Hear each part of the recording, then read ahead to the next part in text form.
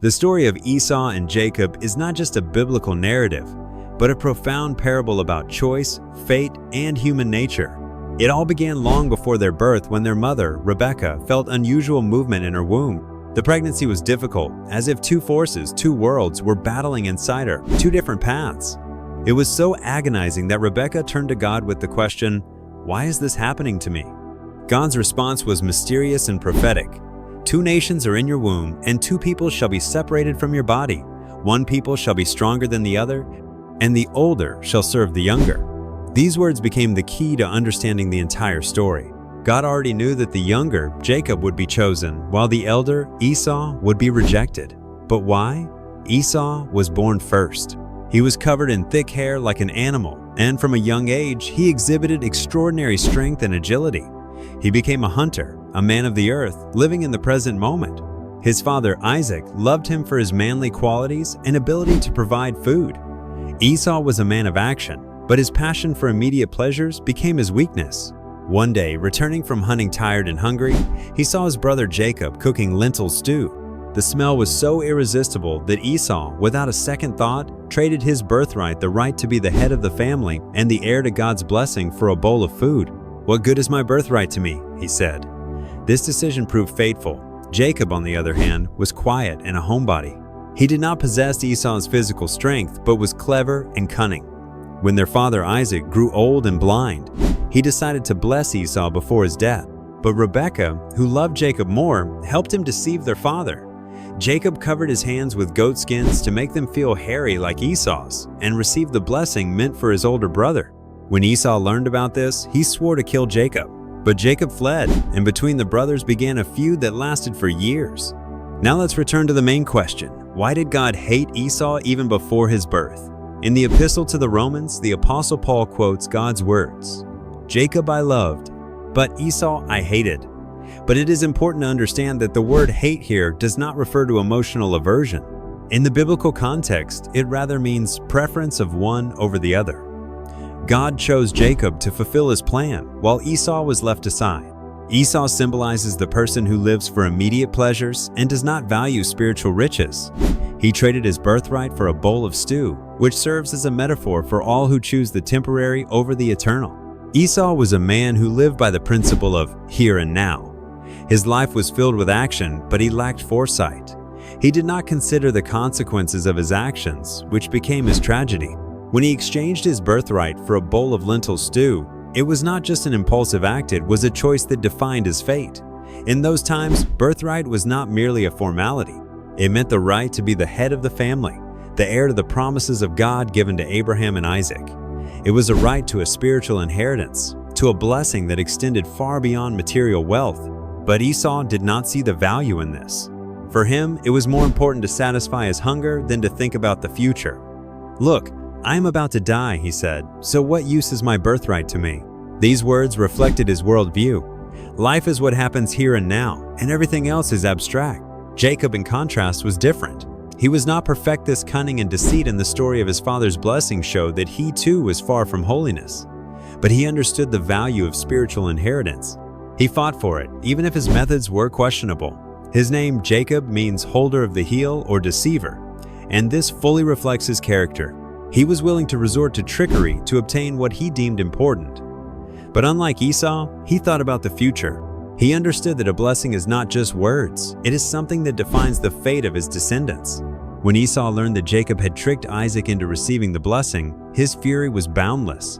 He swore to kill his brother as soon as their father died. This was the moment when the feud between the brothers reached its peak.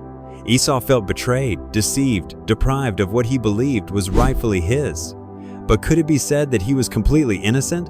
After all, it was he who ultimately rejected his birthright, deeming it worthless. His anger was directed not only at Jacob, but also at himself, though he might never have admitted it. Rebekah, the mother of both brothers, played a key role in this story. She knew about the prophecy she received from God, and perhaps this prompted her to help Jacob receive the blessing. However, her actions also became the cause of a rift in the family. Isaac, their father, was blind not only physically but also spiritually.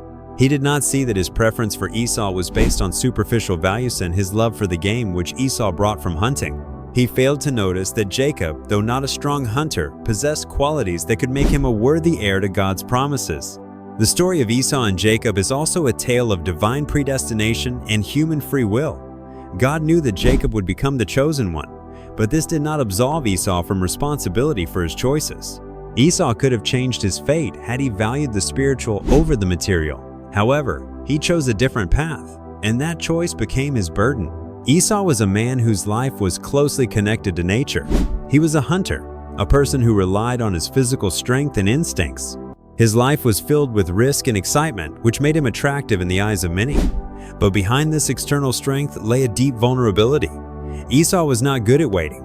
He could not plan. He lived in the grip of his desires, and this became his weakness.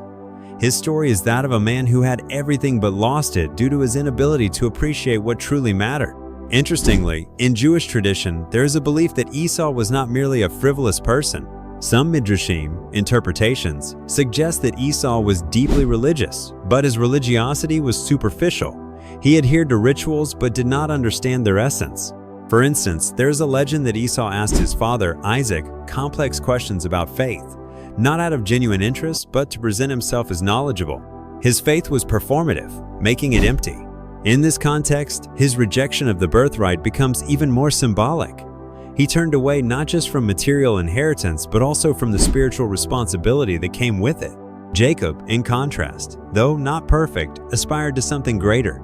His cunning in the story of his father's blessing may seem unworthy, but it demonstrates how deeply he desired what he considered important. He was willing to fight for his future, even if that meant taking risks and using less than honest methods. His name, Jacob, became a symbol of struggle. Later, in the story of his struggle by the Jabbok River, he received a new name, Israel, which means struggles with God. This name reflected his essence. He was a man who was not afraid to fight for what he believed in. But let's return to Esau. His anger after discovering that Jacob received the blessing was not merely an emotional outburst. It was the rage of a man who realized he had lost something important. He cried out, "Is he not rightly named Jacob? For he has cheated me these 2 times. He took away my birthright, and behold, now he has taken away my blessing." Genesis 27-36. These words show that Esau began to understand the value of what he had lost. But it was already too late. His anger and desire for revenge became a new burden for him. He vowed to kill Jacob, forcing Jacob to flee from home. Jacob's flight marked the beginning of a new phase in his life.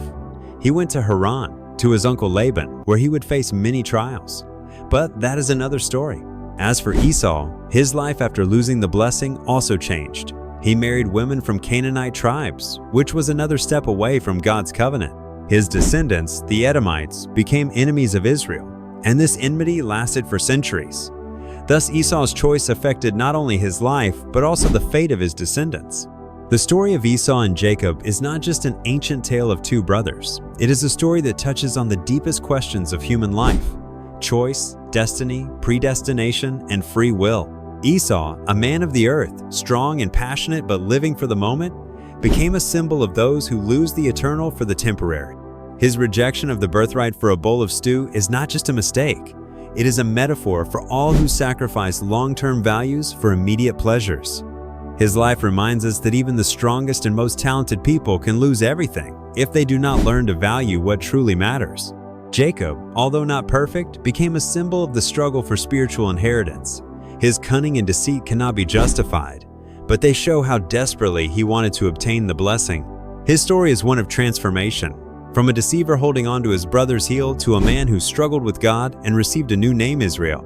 His life teaches us that even those who start with questionable actions can change and become part of God's plan. But what about God? Why did he hate Esau even before his birth? This question remains one of the most complex in the biblical text. However, it is crucial to understand that God's hatred is not emotional aversion, but a choice in favor of another. God chose Jacob not because he was better, but because his heart was open to spiritual inheritance. Esau, although strong and capable, could not see the value of what was offered to him. His story is a reminder that God respects our choices, even if those choices lead us away from his plan. Ultimately, the story of Esau and Jacob is a parable about human nature. It illustrates that each of us faces a choice: to live for immediate pleasures or to strive for something greater, something eternal. Esau and Jacob represent 2 paths, two ways of life that continue to exist within each of us. We can be like Esau, strong yet blind to spiritual values, or like Jacob, willing to fight for what truly matters, even if it requires change and sacrifice. And finally, the story ends with reconciliation. Esau and Jacob, despite years of enmity, find the strength to embrace and forgive each other. This moment reminds us that even after the most bitter mistakes and losses, there's always a chance for restoration. But reconciliation does not erase the consequences of choices. Esau lost his birthright, and this became a lesson for all of us. What we choose today shapes our tomorrow. So, when we read this story, we see it not merely as an ancient text, but as a mirror reflecting ourselves. Each of us stands before the choice. What do we value more, a bowl of stew or a blessing? And the answer to that question will determine not only our lives, but also the lives of those who come after us.